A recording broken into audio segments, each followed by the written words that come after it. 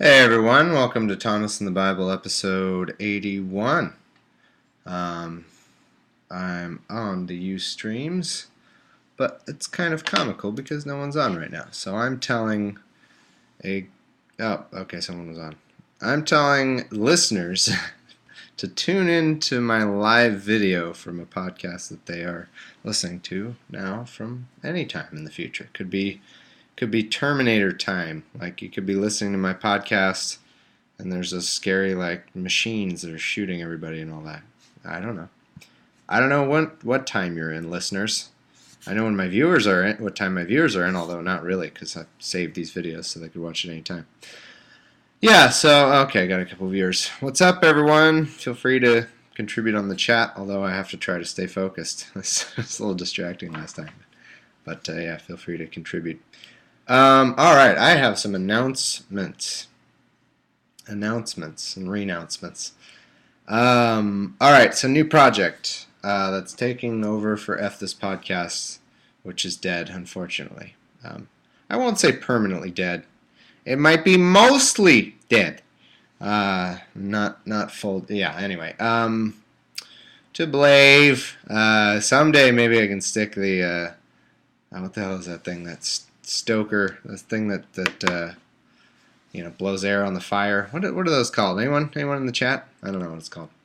But anyway, maybe one day I'll be able to stick that in the mouth of this podcast and do the breathe it in and then I'll say to Blade, say true love. Anyway, Princess Bride, one of my favorite movies of all time. So I could just go through the rest of the movie from that point, or I could move on. I don't know. I'm 50-50. So yeah, the project is going to be called. It's me and fading it out. Yeah, sorry. It's me and a friend of mine, and who's not my brother. I'm not related to. And it's going to be called Two for Flinching. That's the name of it. And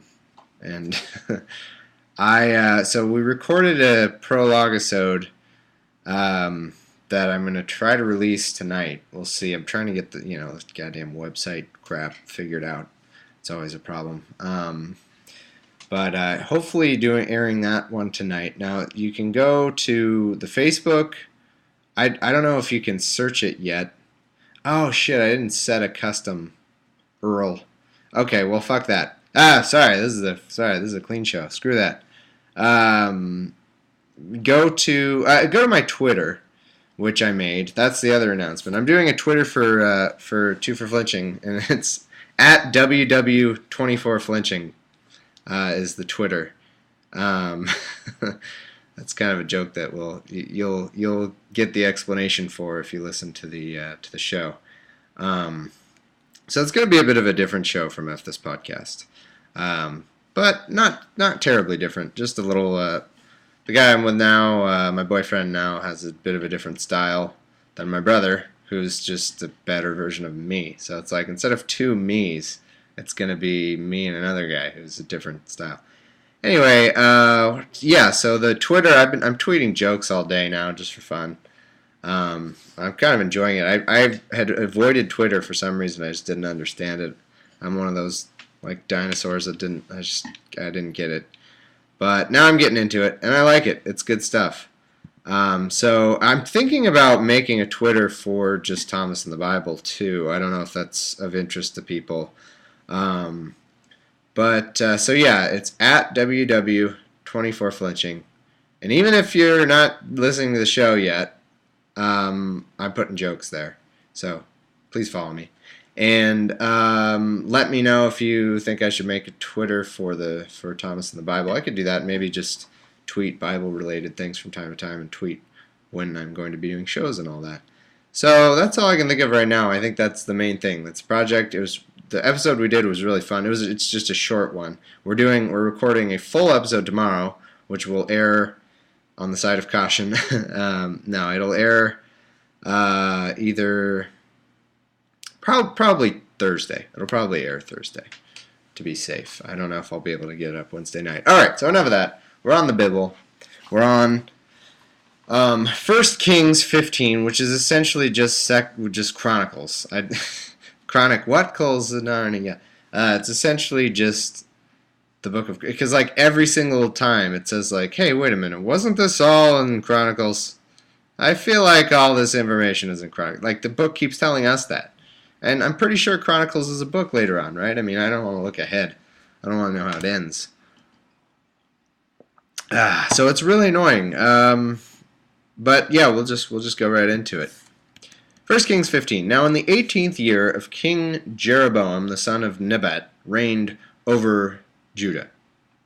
Oh, I'm sorry. I read that. I was trying to figure out why that sounded weird.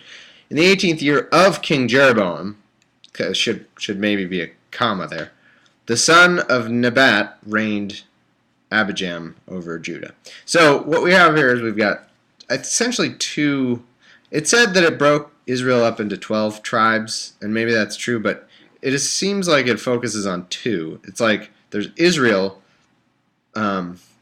which there's still someone running Israel, Netanyahu, I think, and then there's Judah. And Judah, I don't think Judah is all the other tribes. I think they just focus on that one tribe or something. I don't know. But anyway, okay. 3 years he reigned in Jerusalem, and his mother's name was Maacah, the daughter of Abishalom. And he walked in all the sins of his father. Oh God, I got these sins all. He kept like when you step in gum or whatever. Damn it. You know when you step in, it's been a long time since I've stepped in gum, fortunately, but I remember just so clearly the last time, which was probably like 8th grade or something. I don't even know. But it felt like, it just feels like your foot's really heavy all of a sudden. And you know, obviously it takes your brain a minute or two to catch up. So you step in gum and then it's just like, oh my God, my foot weighs a ton. Oh, God damn it. So, yeah, it must have been like that. So he's walking in the sins of his father, stepping in the sins of his, God, oh. Couldn't you put this sin under a table or something? Which I think is almost worse. Which is worse? Honestly, because if you just throw your gum on the ground, someone's going to step on it, which is horrible. But it'll eventually go away, right? Or it just forms an eternal spot on the ground. Under the table, when you find that gum under the table, it's as fresh as the day it came out of its mother's vagina. Like it's somehow, I mean, it's not wet, but it's like still looks like it just, you know, you could spray some water on it and it would be, you know, you could chew it again. That's gross to me. That's worse almost.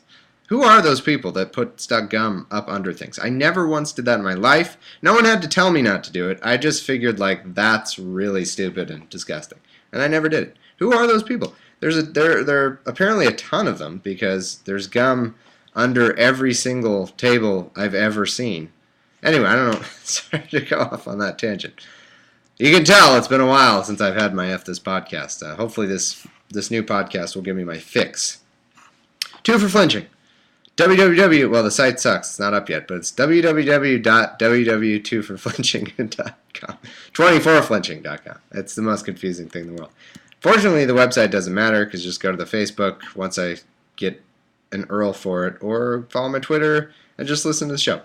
So, he stepped in the sins of his father, which he had done before him, and his heart was not perfect with the Lord his God, as the heart of David his father. Nevertheless, for David's sake, did the Lord his God give him a lamp in Jerusalem, to set up his son after him, and to establish Jerusalem, because David did that which was right in the eyes of the Lord, and turned not aside from anything that he commanded him all the days of his life, save only in the matter of Uriah the Hittite. Hey, my one viewer, you remember what Uriah the Hittite was? I have a terrible memory. If you feel like reminding me, go ahead and type that up and I'll give you credit for it. But I don't want to Google it just now. And there was a war between Rehoboam and Jeroboam all the days of his life. Now the rest of the acts of Abijam and all that he did, are they not written in the book of Chronicles of the kings of Judah? There it is again, I'm telling you. And there was war between Abijam and Jeroboam. So it keeps, like, it's not enough that it just says, like, oh, for further information on this, please see the book of 1 Chronicles, chapter 5. You know, it's like, come on, what are you asking me for? Are they, are these not are they not written in the book of Chronicles? What? Why you, come on, like, yeah, what are you asking me for stuff? You know, doesn't it have that tone, or is it just me? Am I reading too much into this? Because It really feels like that for me. It's kind of funny. Um, and if all this stuff is in the Book of Chronicles, why don't we just go ahead and read the Book of Chronicles? Why is this book even in here? And Abijam slept with his fathers, and they buried him in the city of David, and Asa his son reigned in his stead. Oh, okay, so it looks like my current viewer, Hippocampus Mpreg, I don't know what the hell that part means. So the guy was a soldier. Who did I say it was? Uriah?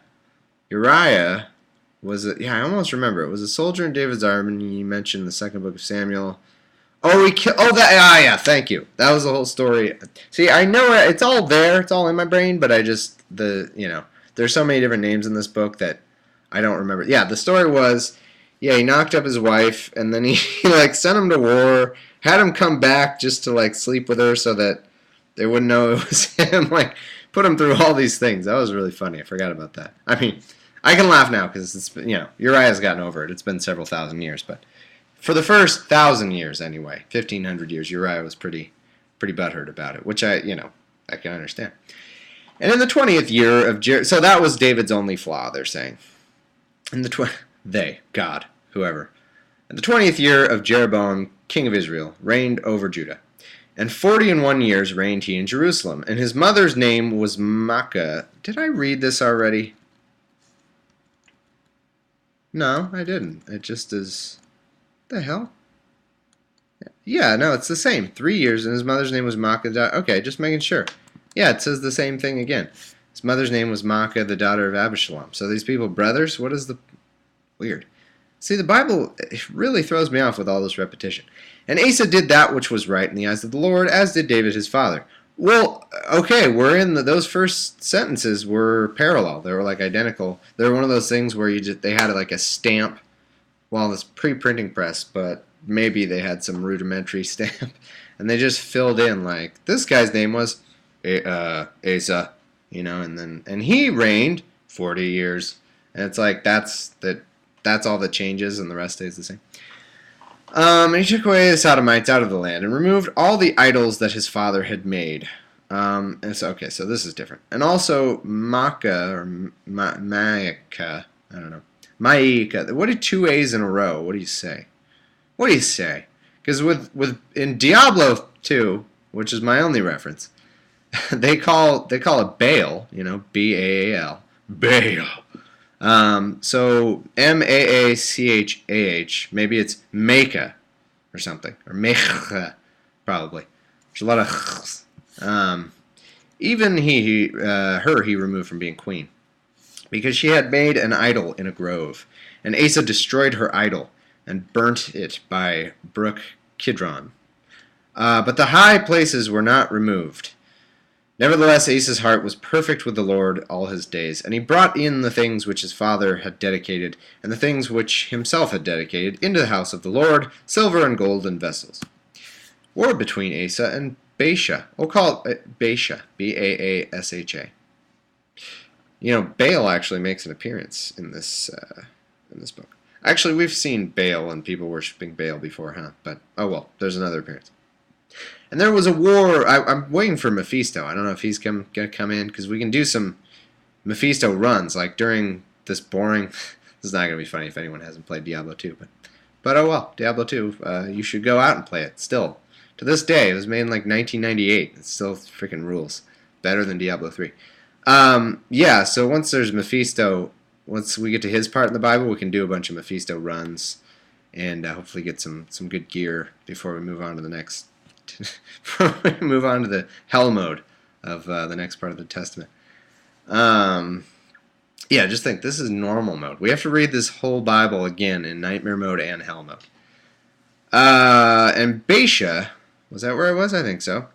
Baasha, king of Israel, all their days. And Baasha, king of Israel, went up against Judah and built Ramah, that he might not suffer any to go out or come in to Asa, king of Judah.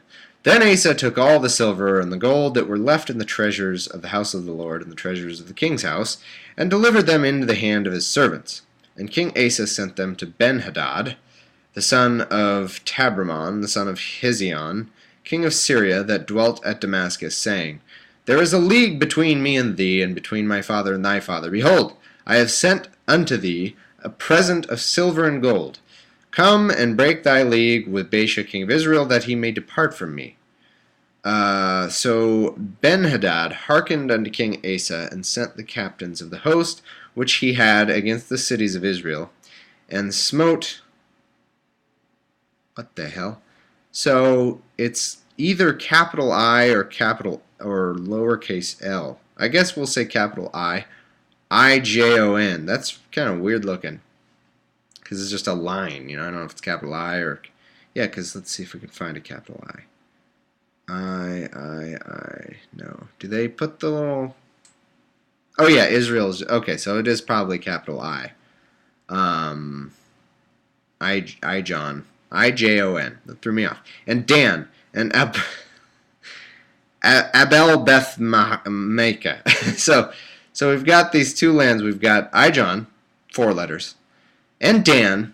Doesn't get much simpler than Dan. I mean, maybe it could be pronounced like Don or something, just because. But Ijon and Dan, pretty quick. And the last one is like just a billion letters. A-B-E-L-B-E-T-H-M-A-A-C-H-A-H. Abelbeth Maacah. Oh, is that just a combination of a bunch of people's names? I think it is. Abel Beth Maacah, we'll say. And all Cinneroth, with all the land of Naphtali. Oh, my air conditioning just came on. Hope that's not too noisy. And it came to pass when Baasha heard thereof, that he left off building of Ramah, and dwelt in Tirzah. Then King Asa made a proclamation throughout all Judah. None was exempted, and they took away the stones of Ramah, and the timber thereof, wherewith Baasha had builded, and King Asa built with them Geba of Benjamin and Mizpah. Jehoshaphat succeeds Asa. The rest of all the acts of Asa, and all his might, and all that he did, and the cities which he built, are they not written in the book of the Chronicles of the Kings of Judah? Oh, Judah, this is different. Oh, no, that's right. Sorry. I thought it was a different thing, but no, it's Chronicles. Of what? Chronicles of Judah. Yeah, so, it's like a cranky old man. Like, are they not written in the Chronicles of the Kings of Judah? Nevertheless, in the time of his old age, he was diseased in his feet. And Asa slept with his fathers, and was buried with his fathers in the city of David his father. Sorry. Jehoshaphat his son reigned in his stead. So, post-mature rather than premature. I'm going to give you a post-mature warning and say that this is boring. This is crap, as usual. But toward the end, at least a significant character enters. I'm not going to go so far as to say there's anything interesting in this perfectly divine inspired book. I don't think that's going to happen today. Just go ahead and turn this episode off if you were expecting anything interesting, because it's not going to be delivered today. There's not going to be nothing interesting in God's perfect, divinely inspired, magnificent, amazing book. Nothing even readable today. And Nadab the son of Jeroboam began to reign over Israel in the 2nd year of Asa king of Judah, and reigned over Israel 2 years. Oh man, double God. Double God's like a double rainbow going on. What does it mean? And he did evil in the sight of the Lord, and walked in the way of his father, and in his sin, wherewith he made Israel to sin. And Baasha son of Ahijah of the house of Issachar conspired against him, and Baasha smote him at Gibbethon, which belonged to the Philistines, for Nadab and all Israel laid siege to Gibbethon. Even in the 3rd year of Asa king of Judah did Baasha slay him, and reigned in his stead. And it came to pass when he reigned that he smote all the house of Jeroboam. He left not to Jeroboam any that breathed. I just outsmarted myself. Any that breathed. I was thinking it was King James English. Any that breathed, until he had destroyed them, according unto the saying of the Lord, which he spake by his servant Ahijah the Shilonite.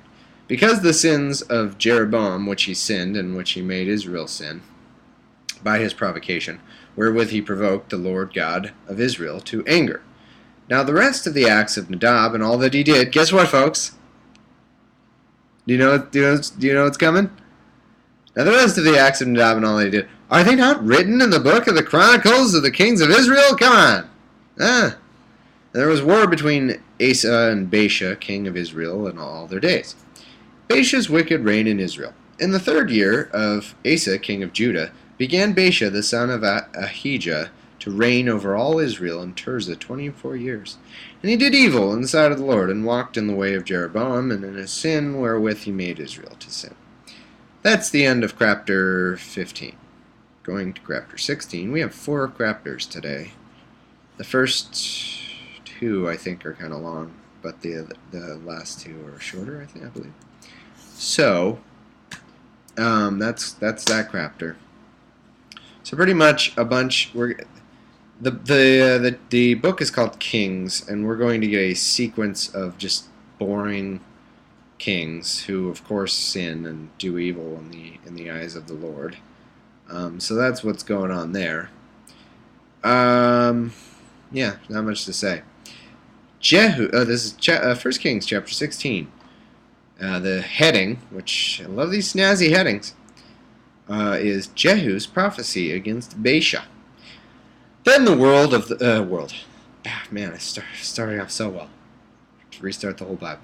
Then the word of the Lord came to Jehu, the son of Hanani, against Baasha, saying, God, I can't stop yawning. This is so boring. Saying, I need to jog.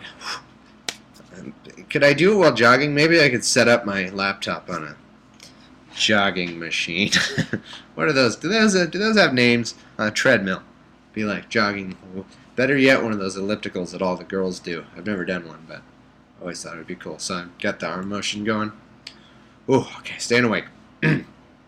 For as much as I exalted thee out of the dust, and made thee prince over my people, and then you can do this because you have the big ass handles, right? And then you let go of the handles and just do it with your leg, and the handles are still gone. You can hit yourself in the face with them. I must have done an elliptical one time just for fun. I don't know how I know this. But anyway, you got those big handles. That is the elliptical, right? Anyone? Any women? So yeah, I'm doing some elliptical right now. For exalted made thee prince over the people of Israel, and thou hast walked in the way of Jeroboam, and hast made my people Israel to sin, to provoke me to anger with their sins. Behold, I will take away the posterity of Baasha, and the posterity of his house, and I will make thy house like the house of Jeroboam the son of Nebat. Him that dieth of Baasha in the city shall the dogs eat, and him that dieth in his fields shall the fowls of the air eat. Keeping my heart rate up. Now, I suggest you do the same. Everyone trying to listen to this. Now, the rest of the acts of you guys, you know what's coming? Now, the rest of the acts of Baasha and what he did, and this could be the Bible's catchphrase. Maybe the Bible was like, well, cut it out is already taken. Cut it out. That's already taken. So maybe we can come up with our own catchphrase, and it's now the rest of are they not written in the book of the Chronicles of the Kings of Israel? What are they going to say after we get to the Chronicles of the Kings? Chronicles of the Kings of Israel. What are they going to say after we've read that? We're going to be like, yeah, I know it is, but then it's on you to be repeating this. Like that. Chronicles me once, shame on me. Chronicles me twice. Yeah, I got a question. Yeah, that's an interesting point. Why do you keep blaming me for something being in another book? Am I writing this book? Am I asking you for this information? No, I'm just reading your effing book. So why is it my fault? Like, Chronicles is after this in the Bible, so, right? So, God, in his all-knowing, in his God's perfect book, he did not plan it very well, He laid it out a little oddly, I think. All right. So Baasha, back to my elliptical. So Baasha slept with his fathers and was buried in Tirzah, and Eli his son reigned in his stead. So this is just a pattern. King, die. King, die. King, die. That's about it. And also by the hand of the prophet Jehu, the son of Hanani, came the word of the Lord against Baasha and against his house, even for all the evil that he did in the sight of the Lord, in provoking him to anger with the work of his hands, and being the like the house of Jeroboam, and because he killed him. I didn't really process that sentence because I got someone said something in the chat, which I appreciate. Yeah, Hippocampus, it is a rhetorical question until you ask it 70 times. Then I'm starting to, and with this tone too of, oh, is it not? Like, come on, man. Like, if I ask you an annoying question like 30 times, like, what is the bread not in the refrigerator? Huh? Like, eventually it's like, dude, I don't know. Is the bread in the refrigerator? Like, what? What do you want? It's the same question 30 times. Yeah, anyway. So what did I just read? You tell me. Okay, by the prophet Jehu, the son of Hanani, came the word of the Lord against Baasha and against his house for all the evil that he did inside the Lord, provoking him to anger with the work of his hands, and being like the house of Jeroboam, and because he killed him.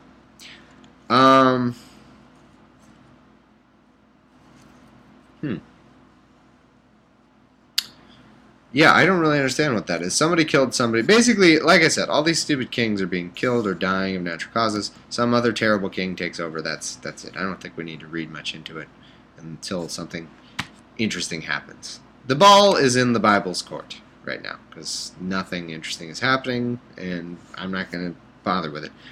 Okay. This subtitle is Elah reigns in Israel. Get my elliptical going. I'm going for a note. I need a sign that's like minutes since last yawn. You know, since yawn. Yeah, yawn. Read yawn sign. Minutes since last yawn. And I'd be at what, like 3? I want to say right now. It's good. Whatever. Hey, it is what it is. Unless it is what it isn't, then we're in trouble. In the 26th year of Asa, king of Judah, began Elah, the son of Baasha, to reign in Israel in Tirzah 2 years. And his servant Zimri, captain of half his chariots, conspired against him. See, so the pattern is, like, there's these shitty kings, someone conspires against them, they die. That's basically it. And he was in Tirzah, drinking himself drunk in the house of Arza, steward of his house.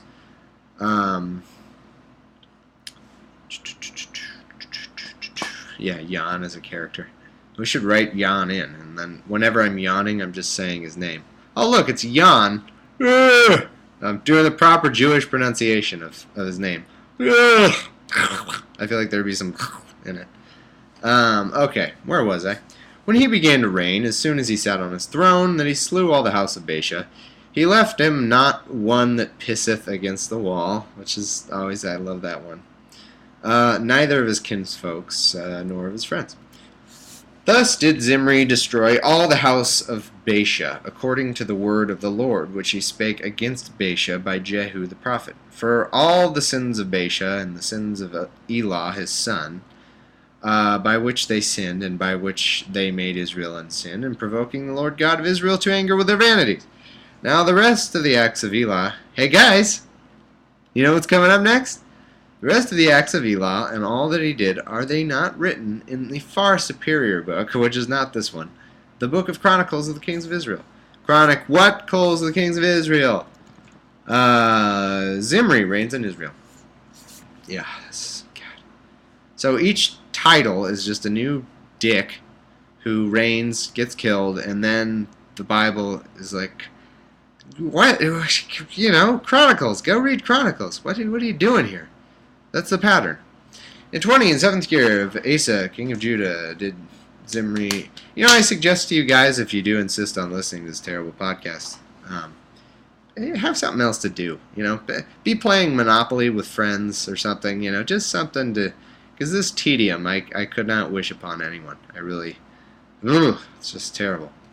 Okay, 7 Tirzah. And the people were encamped against Gibbethon, which belonged to the Philistines. And the people that were encamped heard say, Zimri hath conspired, and hath also slain the king. Wherefore all Israel made Omri, the captain of the host, king over Israel that day in the camp.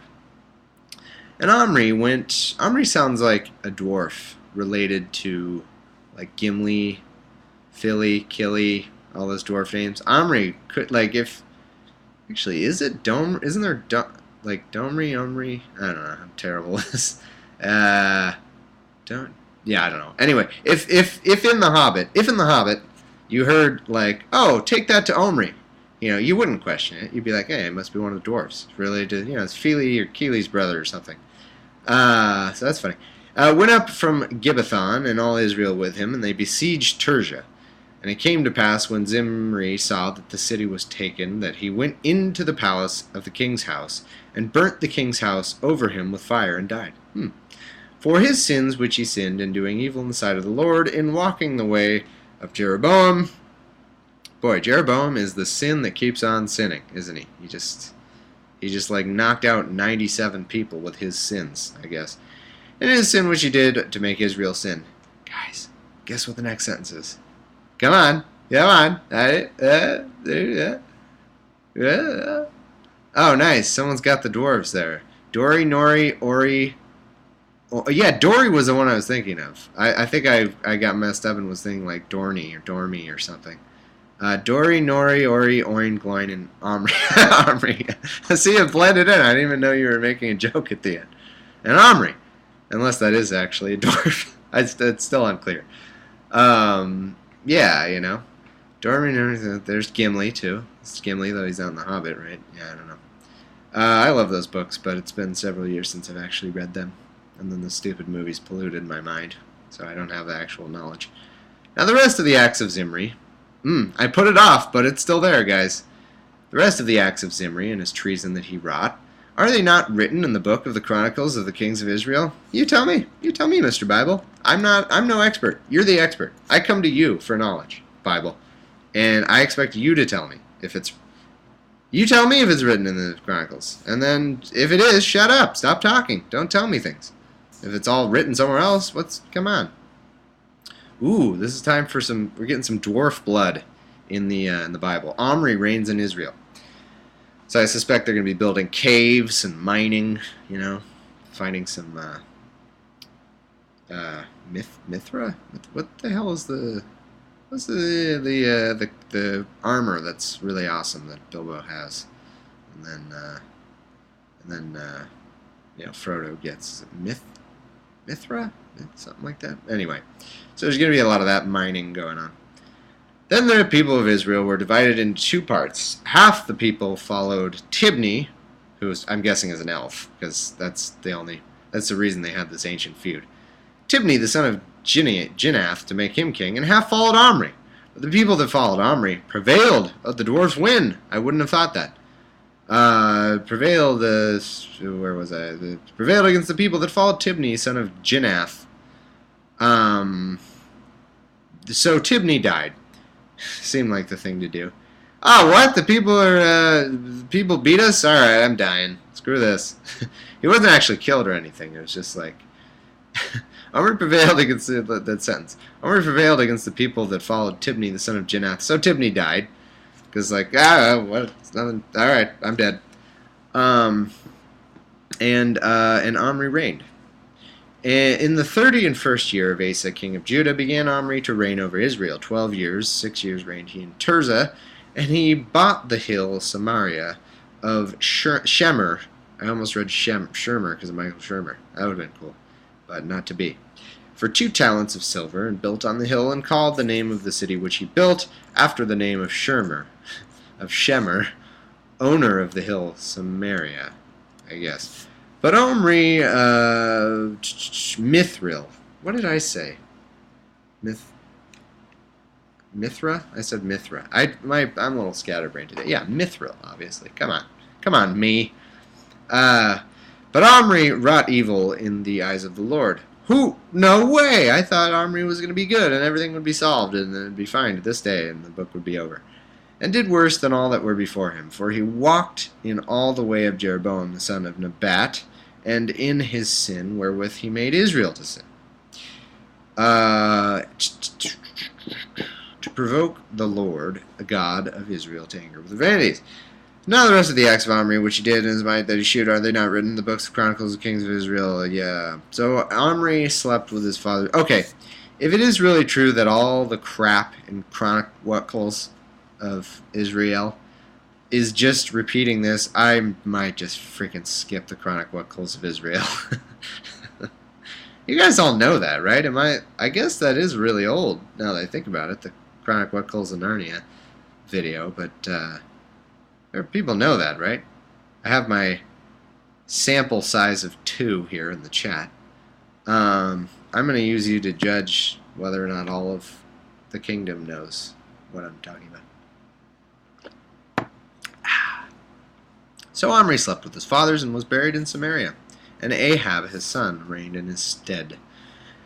Okay, last little one here. And in the 38th year of Asa king of Judah began Ahab the son of Omri to reign over Israel.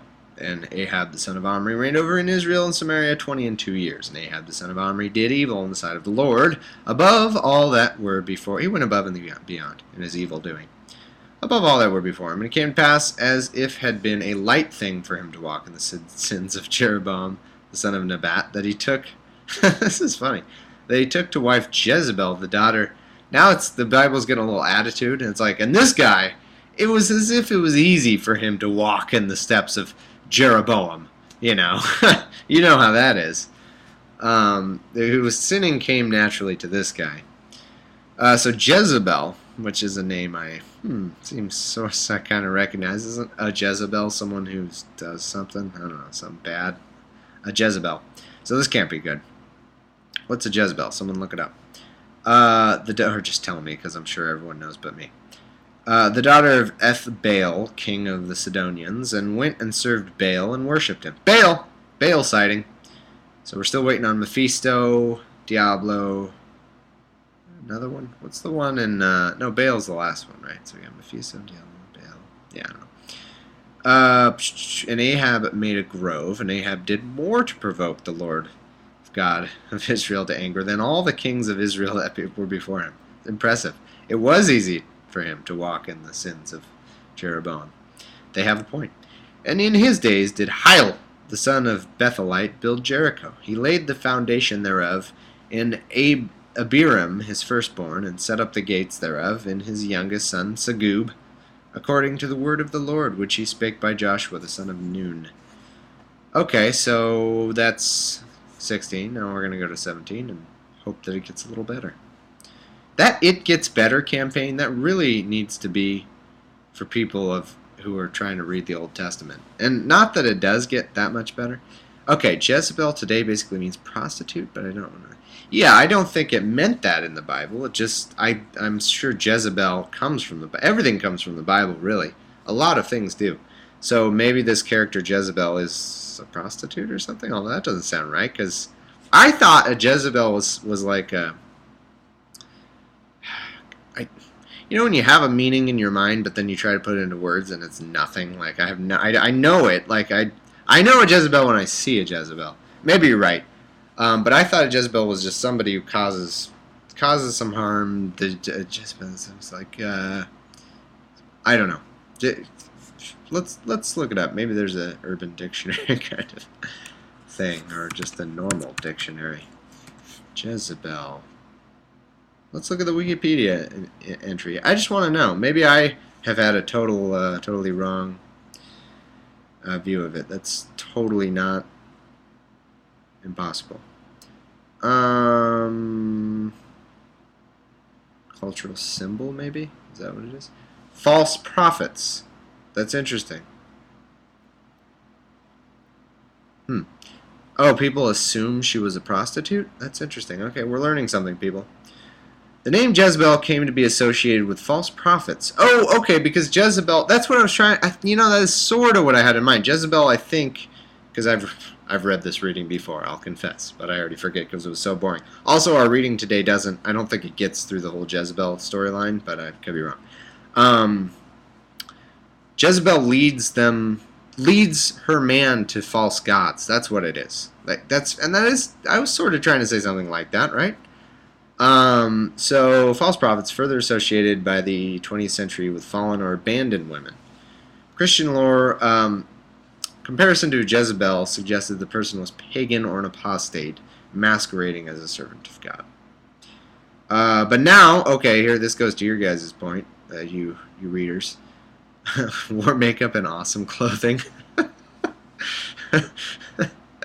Hippocampus said they assumed she was a prostitute because she wore makeup and awesome clothing. Is this a reference to a movie or something with lots of cleavage? Because that's what came to my mind. But that could just be my biases. Jezebel's good. Promiscuity. The name Jezebel sometimes uses synonym for promiscuous and sometimes controlling women.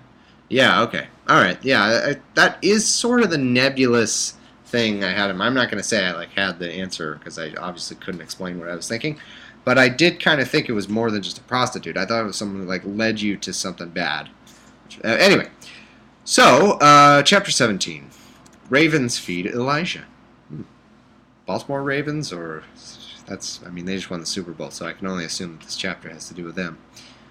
And Elijah the Tishbite, who was of the inhabitants of Gilead, said unto Ahab, As the Lord God of Israel liveth, before whom I stand, there shall be not dew nor rain these years, but according to my word. Now this is funny. So this guy Elijah, who I've heard that name before, and I can only assume that this was who I was alluding to earlier, is some sort of actual major character in the Bible, I think.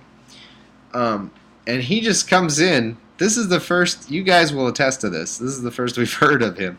And he just said, he just jumps in, there's no Elijah, right? There's no Elijah going on at all. There's just some other people. And then Elijah just, bam, I'm here. Hey guys, it's only going to rain when I say it's going to rain. That's his entire, that's how he comes into the story. Isn't that weird? What kind of a non sequitur is that? Hey guys, guess what? It's only going to rain when I say it's going to rain. So that's our introduction to Elijah. No idea who he is. Although he's a Tishbite, and he was of the inhabitants of Gilead, I suppose. So he says, if we can trust what he tells us. And the word of the Lord came to him, saying, Get thee hence, and turn thee eastward, and hide thyself by the brook Cherith.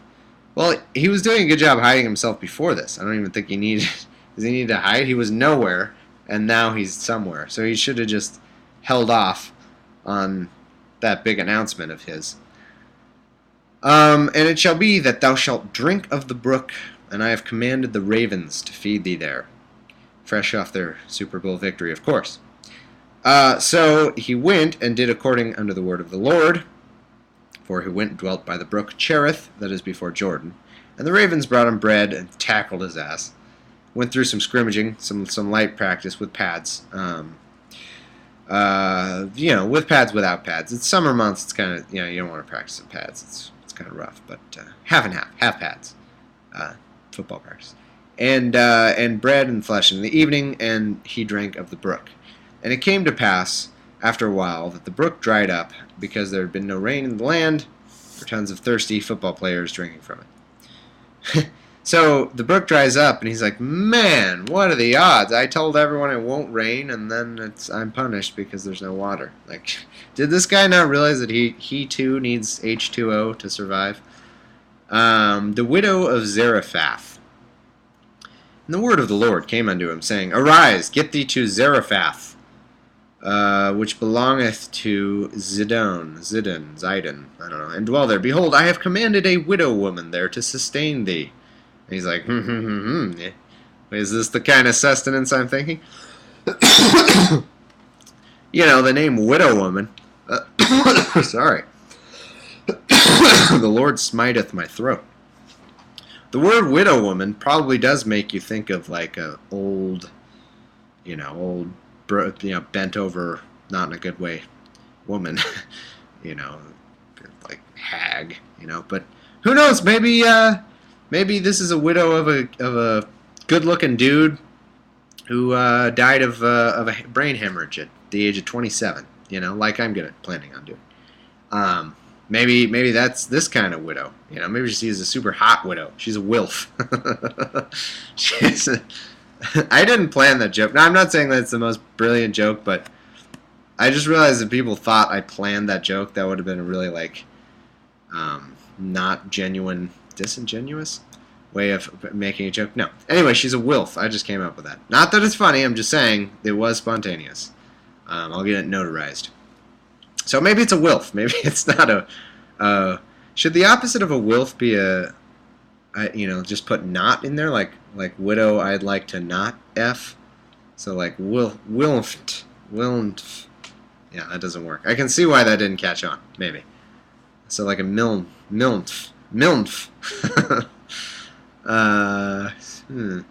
He rose and went, what was I reading?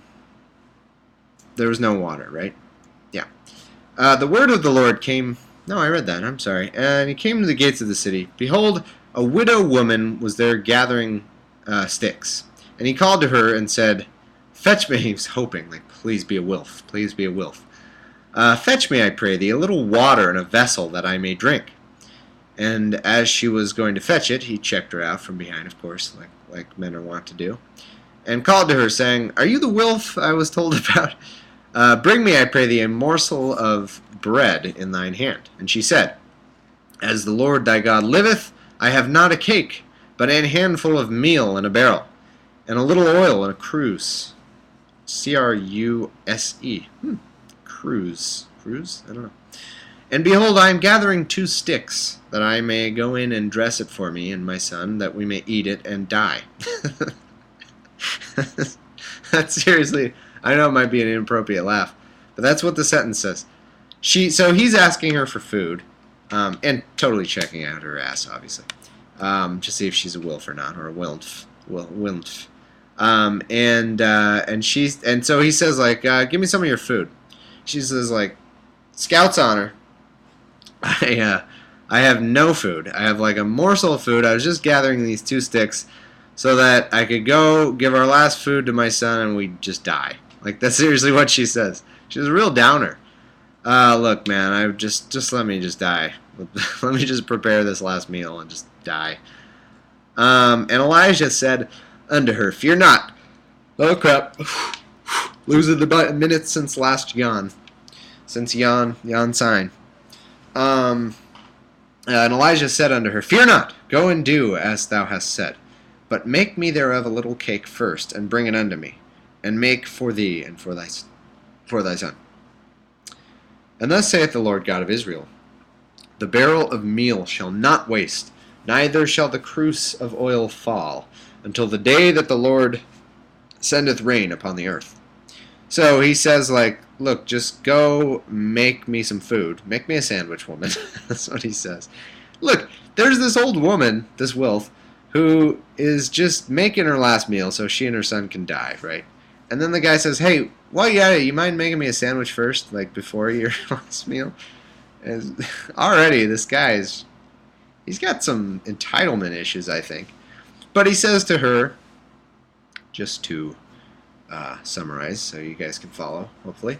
He says to her, like, look, the jars of your ingredients, of your sandwich ingredients that you're going to make me, they will not decrease until it rains. Somehow, I don't know. Some weird chemistry he's got going on there. And she went and did according to the saying of Elijah. And she and he and her house did eat many days. And the barrel of meal wasted not, neither did the cruse of oil fall, according to the word of the Lord. It's a miracle, which he spake by Elijah. Elijah raises the widow's son. And it came, so he's raising people from the dead, he's making food, he's doing, I think, is this a person, Elijah, that Hitchens and other people would talk about, performs all the miracles of Jesus? He essentially is, right? Because I nod over to my reading, as though that means anything to you listeners. Yeah, I think this sounds familiar, because Elijah is making basically infinite food, which to me is the ultimate miracle. Maybe infinite water is somewhere in there, but like just infinite McDonald's for what? If he had told me, like, if I was on my last McChicken, say, and I was gathering some McDonald's sticks to rub together to make my final McDonald's meal for me and my son. And then we're like, look, we just want to have the new McOnion or whatever the hell that sandwich is that I don't want to try because it looks kind of gross. McGrilled onion. And he said, worry not. After you pull your final McChickens from the McDonald's bag, your bag will not be empty until it rains. First off, I'd start going, like, just grab McChicken, McDouble, Big Mac, just I'd start pulling stuff out of there for one, selling it, or eating most of it. But that would be a miracle, and it is a Jesus level miracle, and I think the point was like Elijah performs, and now this title says. Hey, look, Belgrath, I'm not going to be picky. McDonald's doesn't make Brussels sprouts, I agree. But if anyone could make infinite any food, that's a pretty badass miracle. That could save a lot of lives. Yeah, specifically McDonald's food would save the most lives. I have this, I don't know if I've told you guys, I have an addiction for McDonald's. I know it's the worst. I know I'm a horrible person. I'm Monsanto or whatever the hell. It has nothing to do with anything, but I'm sure they're evil in some way. McDonald's Corporation, they have child laborers making all their burgers in India or something, which is probably true. I know all that. Like whatever, it's a horrible institution. I want more of it though. That's all. I just want more McDonald's. So tell me whatever you want. McDonald's murdered my parents or whatever. That's all fine, but I want more McDonald's. So anyway, the ultimate miracle for me. That's gone too far. Okay. And it came to pass, after these things, that the son of the woman, the mistress of the house, fell sick, and his sickness was so sore that there was no breath left in him. I'm just going to check this reading. I'm sure we're going too far here. No, that's okay. Because it's been a long time, and there's still one more chapter, but hopefully it's a short one. And she said unto Elijah, What have I to do with thee, O thou man of God? Art thou come unto me to call my sin into remembrance, and to slay my son? And he said unto her, Give me thy son. And he took him out of her bosom, and carried him up to a... First he got a good look at the bosom, because he's, Whoa, I have 5 viewers at the end of my podcast? Well, geez, that's cool. Now I have viewers. Give me thy son. And he took him, and he cried unto the Lord, and said, O Lord my God, hast thou also brought evil upon the widow with whom I sojourned? That's what they call it these days. Totally sojourned her. By slaying her son, and he stretched himself upon the child 3 times. That doesn't sound right. That doesn't sound like it would help.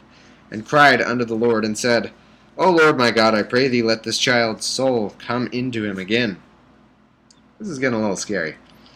And the Lord heard the voice of Elijah, and the soul of the child came into him again, and he revived. And Elijah took the child, and brought him down out of the chamber into the house, and delivered him unto his mother. And Elijah said, See, my son liveth. Thy son liveth, sorry. And the woman said to Elijah, That's not my son. She gets this random baby. She found another baby and no. The woman said, Now by this I know that thou art a man of God.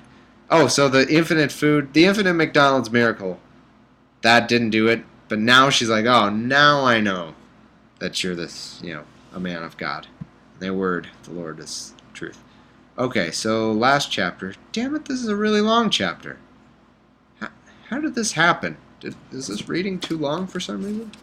Let me check my calculations, guys, because this should be the end of the podcast, and we still got a long-ass chapter left.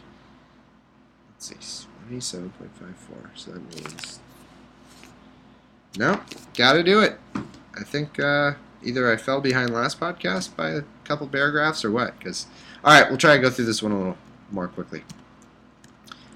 I should have just skipped the first few chapters.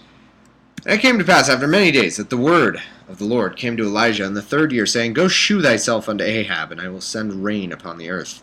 And Elijah went to shew himself unto Ahab. That means expose yourself, by the way. Extra innings. Yeah. And Ahab called to Obadiah, which was the governor of his house. Now Obadiah feared the Lord greatly. For it was so, when Jezebel cut off the prophets of the Lord, that Obadiah took 100 prophets, and hid them by 50 in a cave, and fed them with bread and water. And Ahab said unto Obadiah, Go into the land, unto all the fountains of water, and all the brooks, peradventure we may find grass to save the horses and mules alive, that we lose not all the beasts. So they divided the land between them to pass throughout it. Ahab went one way by himself, and Obadiah went another way by himself. And as Obadiah was in the way, behold, Elijah met him, and he knew him, in the biblical sense, and fell on his face, and said, Art thou that my lord Elijah? And he answered him, I am. Go tell thy lord, behold, Elijah is here. And he said, What have I sinned, that thou wouldst deliver thy servant in the hand of Ahab to slay me? As the Lord thy God liveth, there is no nation or kingdom, whither my Lord hath not sent to seek thee. And when they said, He is not there, he took an oath of the kingdom and the nation, that they found thee not. And now thou sayest, Go tell thy Lord, behold, Elijah is here. This is all meaningless crap. I'll explain quickly what it means, but we can do without this. And it shall come to pass, as soon as I am gone from thee, that the Spirit of the Lord shall carry thee whither I know not. I was all ready to say whithersoever, but it just is whither. Whither I know not. And so when I come and tell Ahab, and he find thee, and he cannot find thee, he shall slay me. And I'll say, You slay me. But I, thy servant, fear the Lord from my youth. Was it not told, my Lord, that what I did when Jezebel slew the prophets of the Lord? How I hid 100 of his men, the Lord's prophets, by 50 in a cave, and fed them bread and water? And now thou sayest, Go tell us thy Lord, behold, Elijah is here, and he shall slay me. And Elijah said, As the Lord of the host lives, before whom I stand, I will surely show myself unto him this day. Okay, so all that happened was Elijah sees this guy who's like a good guy. He helped save some people. And he says, Hey, what up? I'm Elijah. Go tell your king that I'm here. And the guy's like, So you're sentencing me to death, basically, because this Elijah, who, as we well know, is apparently really hideable. I don't know what a good word for that is. Elusive. Because no one can ever find him. And Elijah's telling Obadiah to go tell your king, Ahab, that I'm here. And Obadiah's like, well, I'm going to tell him you're here, and then I'm going to come back, you won't be here, and Ahab will kill me, basically. So that's all that was. And so all that happens is Elijah says, nah, it's good. And then Obadiah's like, oh, okay, that's all I needed. So Obadiah went to meet Ahab and told him, and Ahab went to meet Elijah. And Elijah totally boned him, and he was killed. The end. That's not true. And it came to pass, when Ahab saw Elijah, check on my time here, that Ahab said unto him, Art thou he that troubleth Israel? And he answered, I have not troubled Israel, but thou and thy father's house, in that ye have forsaken the commandments of the Lord, and thou hast followed Baalim. Now therefore send and gather to me all Israel unto Mount Carmel, and the prophets of Baal 450, and the prophets of the groves 400, which eat at Jezebel's table. So Ahab sent unto all the children of Israel, and gathered the prophets together unto Mount Carmel. And Elijah came unto all the people, and said, How long halt ye between two opinions? If Lord be God, follow him, but if Baal, then follow him. And the people answered him not a word.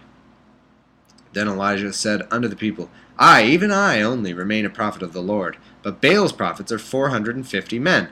Let them therefore give us 2 bullocks, and let them choose 1 bullock for themselves, and cut it in pieces, and lay it on wood, and put no fire under it. And I will dress the other bullock, and lay it on wood, and put no fire under. And you can trust me to do that, right? Yeah. Because I have no stake in this, as you'll see later. And call ye on the name of your gods. Got a freaking bug. And I will call on the name of the Lord. And the God that answereth by fire, let him be God. And all the people answered and said, It is well spoken. And Elijah said unto the prophets of Baal, Choose you 1 bullock for yourselves, and dress it first.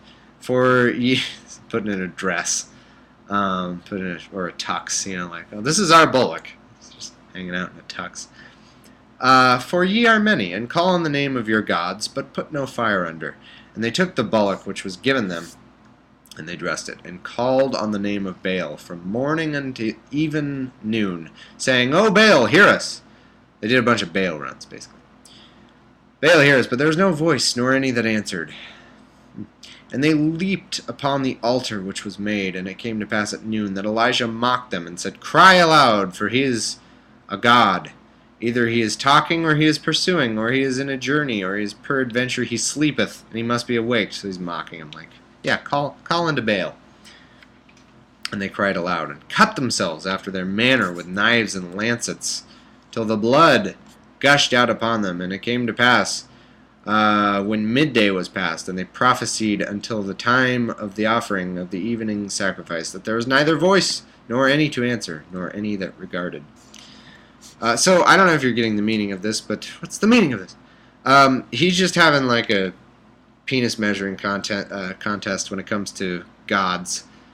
He's just like, all right, everyone get out your dicks. We're going to see whose God is real. That should have been how they do it.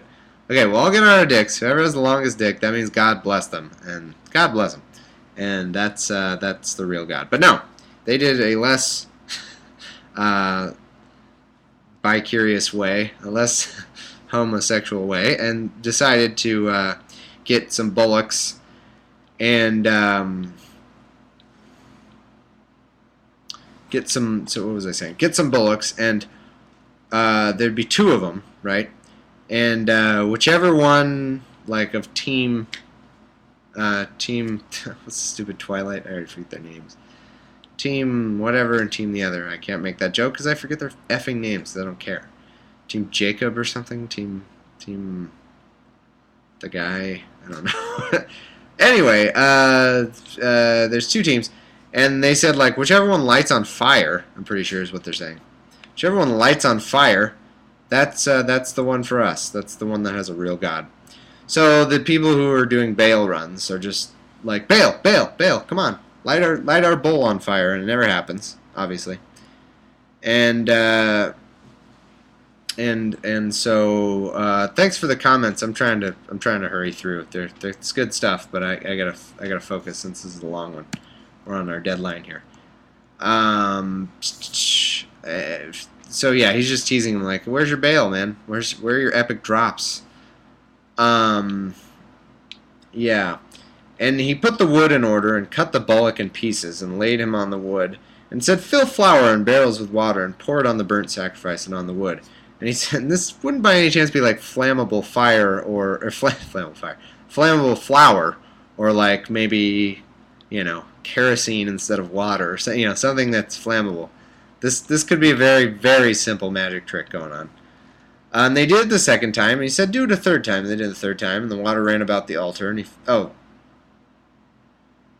okay, maybe this is the people who aren't going to light. Okay, so that's just plain water. And it came to pass at the time of the offering of the evening sacrifice that Elijah the prophet came near and said, "Lord God of Abraham, Isaac, and of Israel, let it be known this day that thou art God in Israel, and that I am thy servant, and that I have done all these things at thy word. Hear me, O Lord, hear me, that this people may know that thou art Lord God, and that thou hast turned their heart back again." Then the fire of the Lord fell and consumed the burnt sacrifice. AKA, maybe someone just lit a match under it. Just like, maybe someone was going like this. Anyway, somehow it lit on fire. I'm sure it could have very easily been done by non-God means. Then the fire, and when all the people saw it, they fell on their faces and said, "The Lord, He is God, He is Lord, He is God." And Elijah said unto them, "Take the prophets of Baal, let none of them escape." And they took them, and Elijah brought them down the brook Kishon and slew them there. I love that part, because it sounds like, my exit music is playing in my head, but I can edit that out later. Because it sounds like they all said like, "Oh yeah, God's God, sorry, it's not Baal." And he's like, "Kill them all." So what was the point of that? Why didn't they just kill them all in the beginning? And Elijah said unto Ahab, "Get thee up, eat and drink, for there is a sound of abundance of rain." And so Ahab went to eat and drink, and Elijah went up to the top of Carmel, and he cast himself down upon the earth and put his face between his knees, and said to his servant, "Go up now, look toward the sea." He went up and looked, and said, "There is nothing." And he said, "Go again 7 times. And it came to pass the 7th time that he said, "Behold, there ariseth a little cloud out of the sea, like a man's hand, with a middle finger in it." And he said, "Go up and say unto Ahab, Prepare thy chariot, and get thee down, that the rain stop thee not." And it came to pass in the meanwhile that the heaven was black with clouds and wind, and there was a great rain. And Ahab rode and went to Jezreel. And the hand of the Lord was on Elijah, and he girded up his loins, and he went back to his wolf, and ran before Ahab to the entrance of Jezreel. Okay, that's the end of the reading. Elijah, but then in his grand finale, Elijah decided to make it rain. Elijah did this, made it rain. A miracle! These are American dollars. These don't exist yet. That's a miracle. And so Elijah sounds like he's the second coming of someone who hasn't come yet. Jesus. He's the second. He's the negative 1th coming of Jesus, the 0th coming of Jesus, and yeah, so he made it rain with he got his wills together, made it rain, and that's that. So that's our reading. So once again, new project is Two for Flinching is the name of the podcast. The Facebook is Two for Flinching, but I don't know if you can search it yet because it has to have a certain number of likes. I'll make a special URL for that. I'll post it. I'll link it. The Twitter, that is up now. You can enjoy the fruits of my Twitter labor now if you want. That's up. That's at WW24Flinching. At WW24Flinching. And that's going to be for that other show. And it's funny, I'm tweeting jokes all day. I don't know, they're not really atheism related per se. Sometimes might be, but anyway, that's it. So check that out. I'll have more info for you, as well as new podcast episodes for that show posted soon. I'll link them on the Facebook, because you got to be on the Facebook. Anyone is on the Facebook. All right. Thanks a lot for listening, guys. I'll see you next time. Adios.